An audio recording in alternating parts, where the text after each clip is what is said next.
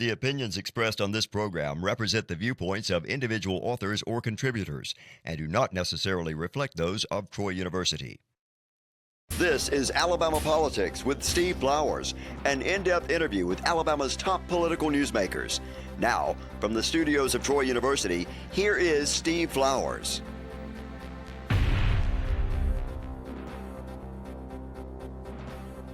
I'm Steve Flowers, and welcome to Alabama Politics. Folks, we're fortunate tonight to have as our guest one of my good young friends in state politics, young Derek Chen.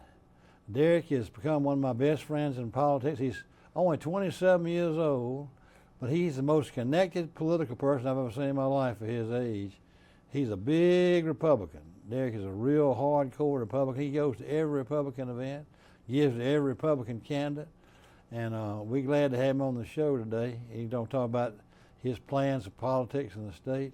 Derek's an old saying that went around Alabama politics: if you ain't at home, you ought to be at home. Yes, sir. You ever heard that saying before? Yes, sir. I've heard you say it before. Appreciate you having me on, Steve. Thank you so much. It's always a pleasure. Yeah, you've been on before. And Derek's a favorite of John, the producer here and the president of the company here of our Troy University Television. I asked John one day on the elevator. We had Derek on the show about 4 or 5 months ago. And I said, who's my favorite guest? I've had a governor and everything else. He said, Derek Chen. Everybody likes old Derek. Well, John does a great job, and you guys all do a great job with the show, and really appreciate all of y'all having me on. Well, Derek, since they've got it on the screen, let's go ahead and say this is April 9th, 2025, and Derek Chen came on our show to announce that he's running for state auditor for the state of Alabama. Yes, sir. I am running for state auditor for the Republican nomination in the 2026 cycle for state auditor. And I think it's so important that in Alabama, you know, Steve, in Washington, you see a lot of waste, fraud, and abuse. And President Trump, with his Department of Governmental Efficiency up in Washington, is really taking a strong look at all of the federal agencies. And it's true, Washington, D.C. needs a reality check, but so does Montgomery, and I think it's important to take many of those concepts that President Trump is spearheading in his administration in Washington here to the state of Alabama. Well, it's interesting you mentioned President Trump. Even though you're only 27 years old, you were one of President Trump's first supporters, financially and otherwise, in Alabama when he first announced in 2015. And then when he won election in 2016, you were an ardent member of his campaign, and then in 2020 in his re-election campaign that year, and his election in 2024. So you have been an ardent, undeterred supporter of President Trump here in the state of Alabama and throughout the country during all his times here. Yes, sir. You've even been to Mar-a-Lago, hadn't you? Yes, sir. I've been a supporter of President Trump since he first came down the escalator at Trump Tower back in 2015, and I've been proud to support him in every election that he's run in ever since. Started off with the Republican primary cycle in 2016 and have continued to support President Trump and have been proud to do so. You know, President Trump is so popular in the state of Alabama, and he's so popular across our country. And I really believe that when the history books are written, Steve, President Trump will go down as the greatest president in American history.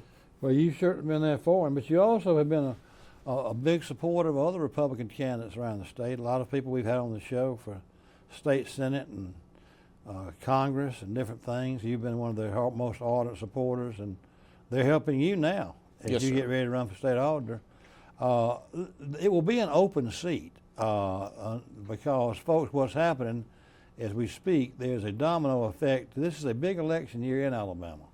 None of the top 3 constitutional office holders, Governor Kay Ivey, Lieutenant Governor Will Ainsworth, and Agriculture Commissioner Rick Pate, nor Attorney General Steve Marshall. So the top 4 positions, constitutional positions, are term limited. So you'll have new people in all those jobs. And one of those jobs that the current Secretary of State, Wes Allen, is running for, who's leaving Secretary of State, is running for Lieutenant Governor. the current state auditor, the job Derek Chen is running for, is held currently by Andrew Sorrells, and he is running for the Secretary of State's post.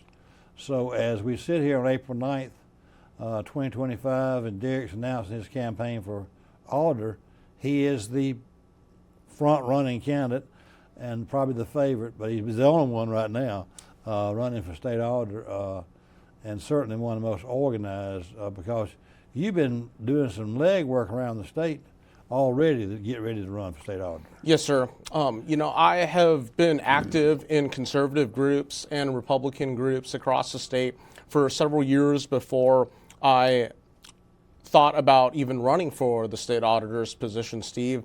But I got involved as a holder of the most important office in our land, and that is the office of citizen. You know a little bit about my family background, Steve. My grandparents fled the threat of communism from Taiwan and immigrated to the U.S. And that's why I think it's so important to stand up and fight for liberty and freedom here at home, because when my grandparents and my parents fled the threat of communism, they had the United States of America. If we lose our freedoms here at home, Steve, where do we go? So it's important to fight for freedom and liberty here in the U.S., here in Alabama, and I think that is so important, and that's why I've gotten so involved in helping good conservative Republican candidates all across the state and all across our country, because I think it's so important. It's public duty that we have as citizens to stand up for what we believe in, and I've committed to doing that.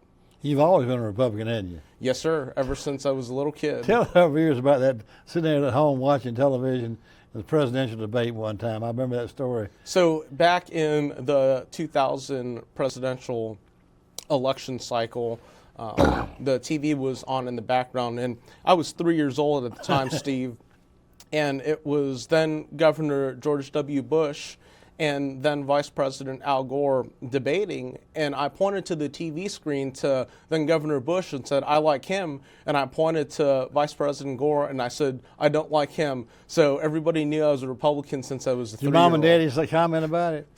They tell you about it when you got old enough to remember it? I was told that by my mom, and she told me that she was like, "You were a Republican since you were 3.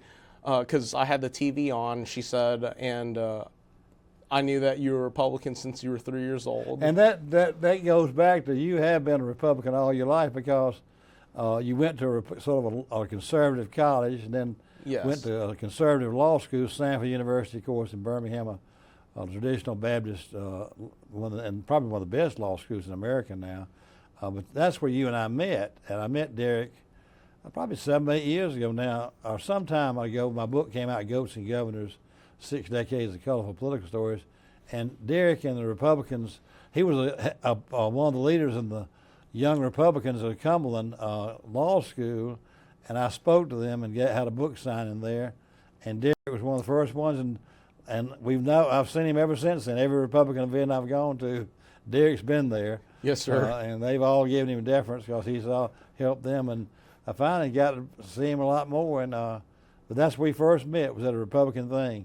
I mean, you're a Republican through and through, aren't you? Yes, sir, and very proud of it. And, Steve, I think that it's not only important just to be a Republican, but it's also important to be a conservative Republican. And that's really what I've been focused on, is helping strong, effective conservatives across the state of Alabama. When did you decide to run for auditor?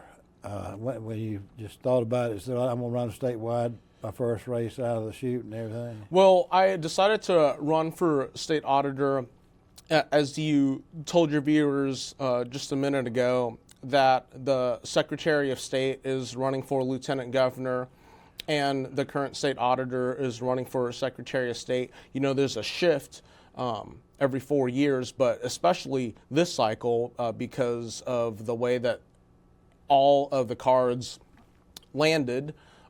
There are a lot of folks who are term limited, and by coincidence, one of our Senate seats also landed on being open or being up for election on in 2026. Coach Tuberville seat. Coach Tuberville seat. So there's a lot of offices that are going to be on the ballot.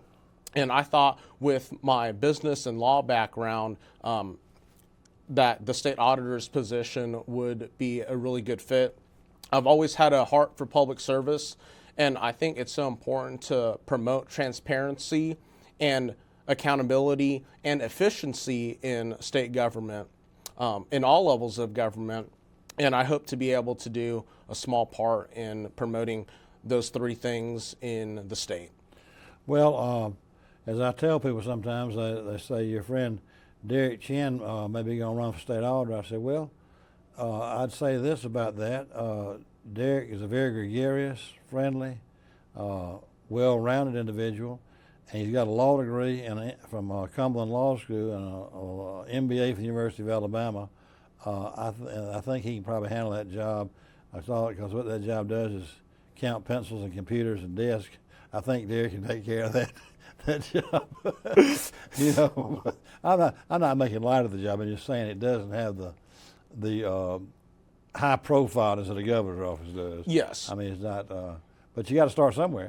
Yes, sir. And you know, something that's really important is being able to do the job and do the job effectively and efficiently, and that's what I'm committed to doing. The state auditor's office duties under the Alabama Constitution and the Alabama Code are the state auditors in charge of auditing state property from state agencies with a value of $500 or greater. So all of the state agencies across Alabama. And also there is an appointment for the Board of Registrars in 66 of the 67 counties. There's a quirk in the law where Jefferson County appoints their own registrar, but in every other county, in 66 of the 67 counties, the state auditor, the ag commissioner, and the governor each get an appointment for registrars. And that's such an important but often overlooked part of the role is appointing qualified registrars in 66 of the 67 counties. You know, Steve, the registrars are in charge of maintaining voter rolls in the state of Alabama. Only the registrars have the authority to add or remove folks from the voter rolls. And it's very important for me to appoint qualified registrars that understand the importance of the integrity of the vote and election security. You know, Steve, I think that it's so important for our process and our elections process that only qualified U.S. citizens who are residents of the state of Alabama can vote in Alabama's elections. Qualified American citizens, and that's really important to me. That's exactly right. Now, Derek, you've been so active in Republican politics and statewide, and Jefferson County and Shelby County, but also very much statewide. You are actively involved and a member of a lot of the large conservative groups which endorsements are popular or powerful and important from in that race, a local, secondary statewide constitutional office. For example, and tell me some others you're active in, and you perceive you might be the endorsed candidate of the Business Council of Alabama, the Forestry Association, some social groups like the Eagle Forum, the Alabama Policy Institute. Are there other groups you perceive you might have a good chance to be the endorsed candidate of? Some of the other business groups, you think? Well, Steve, I have always been a strong believer in free enterprise, and those are many of the groups like the Business Council, Forestry Association that you've mentioned are really important in advocating for free enterprise in our state. And I believe in the free markets, and I have been a member of those organizations because I believe so strongly in free enterprise and free market, our free enterprise and free market system. And you know, Steve, my my family background is a little bit unique. You know, they've lived overseas and they've seen how good we have it here, our system of economics here in the United States are, and we have to keep that and we have to protect it, because if we lose our free market system here in the U.S., then what happens with how our quality of life here as Americans? So those are all groups that I think are advocates of free markets and free enterprise, and I'm proud to be a member of them. You have also been active with the League of Municipalities. You know a lot of the mayors in the state, don't you? Yes. Gotten to know a lot of the mayors and city councilmen, gotten to know a lot of the local elected officials across our state, and have appreciated their friendship. You know, you've also, I say this laughingly, you're young, but you've befriended, have a lot of older friends like me that have been around politics a long time. Older guys like former Lieutenant Governor Steve Windham, who's a top lobbyist in the state now, is actively helping you. Jim Ziegler, who's been around Alabama politics for 60 years now, former state auditor himself, is actively helping you in Mobile. And former public service commissioner. That's right. That's former right. auditor, public service commissioner. Exactly. Ziegler's helping you. And a lot of other older guys have been involved with your campaign, or coaching you along on this campaign, I think. But the one group that I think you really have made some inroads in, and you have to do this, and I think it's one of the most integral important endorsements in the state, is the Alabama Farmers Federation, ALFA, and you've been out visiting with the farmers. See, by memory, you've already been to quite a few of the Farmers Federations. Try to slowly remember which counties you've already attended the Farmers Federation or met with some of the leadership in. Yes. Name some of the counties already that you've been to and visited with. I've been to many counties.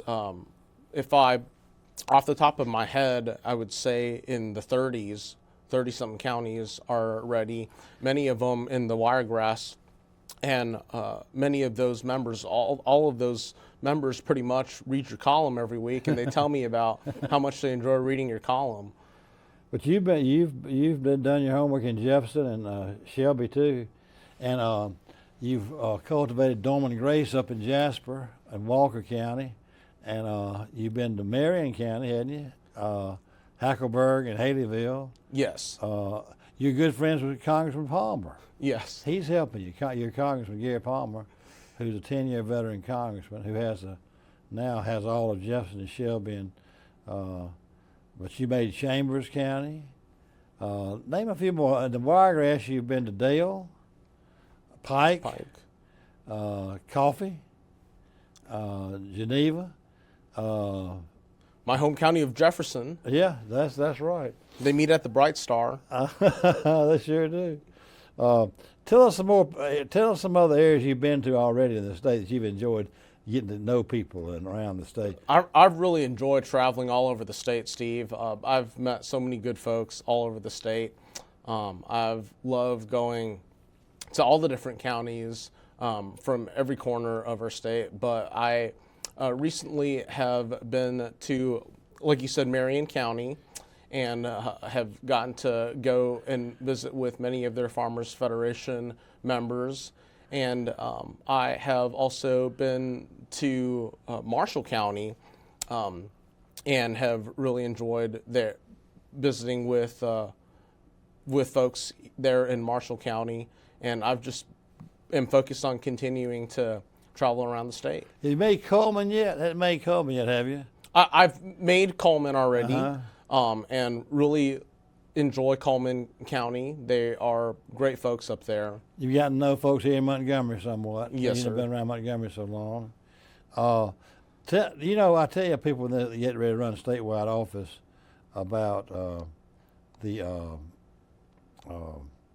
how pretty and diverse this state is. It really is. Over the next years, you're running for state auditor, and give our viewers the deadline on this thing. Here we are in April of 2026. Yes. You're starting early, and the early bird gets the worm, but qualifying starts and ends until the primary dates and everything like that. So historically, qualifying for a midterm cycle starts at around January.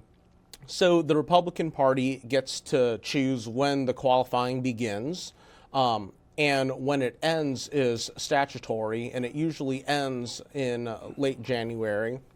But however, I don't know exactly when qualifying will begin or end now, because there's actually a bill pending in the legislature. I believe it's already passed the House of Representatives and has moved on to the Senate, that would push the primary date 2 weeks earlier, I believe. And the reasoning behind that, from my understanding, is that currently the primary is set the day after Memorial Day, and it's hard to find poll workers the day after Memorial Day, so they're looking to push that up. So assuming that bill passes the Senate and is enacted, then the primary would be May 12th. Would be 2 weeks earlier. Yeah, it's May 26th now. Yes, sir. Next year. So yeah, that does make sense. That's the day after Memorial Day. You're right. Yes, sir. And a lot of folks will be on vacation too. Right. They're taking vacations that day. Yes. They sure are. I didn't realize that was happening. Yes. Next year is a big year in Alabama. Yes. Like we have the governor's race, lieutenant governor, state senators, state representatives, several judges. Yes. Public Service Commission, but primarily all 140 legislative seats will be up for election. Yes. So you may get lost in the shuffle on all these races going around the thing. So Right. It's good you're starting early. Yes, sir. Tell us also about, some plans you've got for campaigning this summer. What are some of the events you got on your calendar for this summer? Well, in the 4th of July, we're going up to Henniger to Speaker Ledbetter and Senator Livingston's 4th of July breakfast, and I'm really looking forward to going there. I really admire both Speaker Ledbetter and Senator Livingston, and I'm looking forward to getting to see them in their districts on the 4th of July. Do you know I had a long conversation with Speaker Ledbetter yesterday about that event. It has become the must-go-to event for candidates statewide. It has. And he was enjoyed sharing with me. He says, Steve, me and Livingston got together 10 years ago, and I was invited to the first one. It was the 4th of July for locals, but I've got a good readership up in that part of the state, and DeKalb County and Henniger and Fort Payne, and so I was one of the first invitees. It was going to be for local people. They've now had this thing for 10 years. This is the 10th year. It has blossomed out into, he told me the breakfast will start at 7:30. He said they'll feed 400 to 500 people at breakfast at the Civic Center in Henniger, City Park in Henniger. It's moved out of the restaurant where they first had it. Then following that is a parade. Mm-hmm. And a lot of the candidates will have floats in the parade. He said, I'm going to have a float, and I'm going to ride with Ledbetter, the speaker. I was flattered. He said, you ride with me, and I'm going to give you 10 minutes to talk about our festival. And I said, what I'm going to do is, y'all the only festival left. As you know, I'm a student of Alabama politics and history. The two biggest ones prior to this was what was called the Terry Fan Reunion up in Moulton, up in below Tuscumbia. Everybody up there was kin to each other, and they had it on Labor Day. It was a Labor Day thing, and they had everything. It was carnival atmosphere, and I in a pasture in a place called Loosier in rural Lawrence County. Yes. And there's a lot of Terrys up in Lawrence County. they all kin to each other. Matter of fact, when somebody would come down represent them in the legislature, I'd ask them, are you a Terry? Oh, yes, sir. Yes. I'm a Terry. But the one who made it every year was Howell Heffman. Heffman was an unbelievable, personable guy. And he hadn't come far. He's from Tuscumbia. But he was, I had this conversation with Ledbetter. I was telling him about this. He says, I'm going to tell a story about Heffman and being at the Terry Fan Reunion. He says that all of us that knew Heffman knew he had a voracious appetite. I mean, just unbelievable. He was a big man, and I don't know why he had such a big appetite, but he would eat, and he loved barbecue.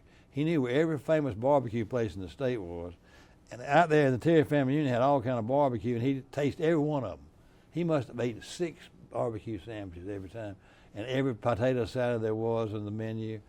And it reminded me, I went to Jim Folsom Jr. They had this public television, this documentary on Jim Folsom Jr. And Jim and I were conversing after the event, and he says, "Flowers, I want to tell you a story about Senator Heflin.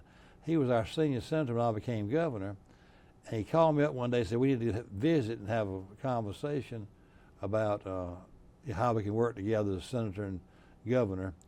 And he said, "Let's meet at the Bright Star." Bright Star was Heflin's favorite place to eat, and yours and ours too. And he says they met there and had a private booth back in the back. And Folsom said, "I'd eaten lunch and I didn't have much of an appetite, but Heflin got in there and ordered the biggest plate of fish you've ever seen. He ate the whole thing, just devoured it, just gobbled the whole thing up." And they got talking politics, and Jim was picking at his food. He says, finally, Heflin looked at his food and said, "Jim, you gonna eat that supper or not?" And he said, "I don't know, Senator." And Heflin started eating his food. He had the biggest voracious appetite there ever was. So if you go up there to the Henniger 4th of July parade, maybe you copy old Heflin and eat everybody's food up there at the breakfast. I'm gonna tell that, but you're gonna do that. But you'll be there, won't you? Yes, sir.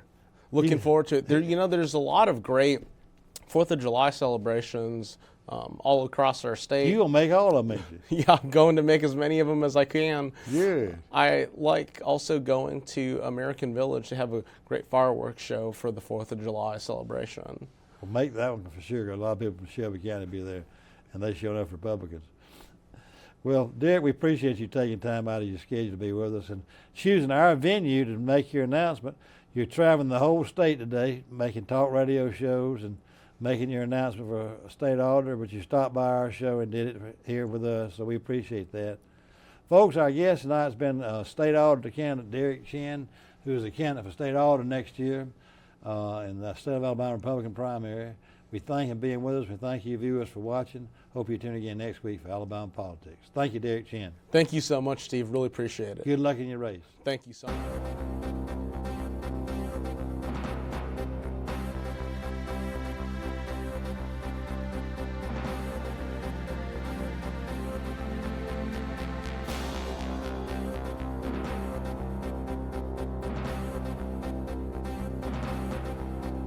This has been Alabama Politics with Steve Flowers, a production of Troy University Television. Opinions expressed on this program are not necessarily those of Troy University, its administration, faculty, staff, or students.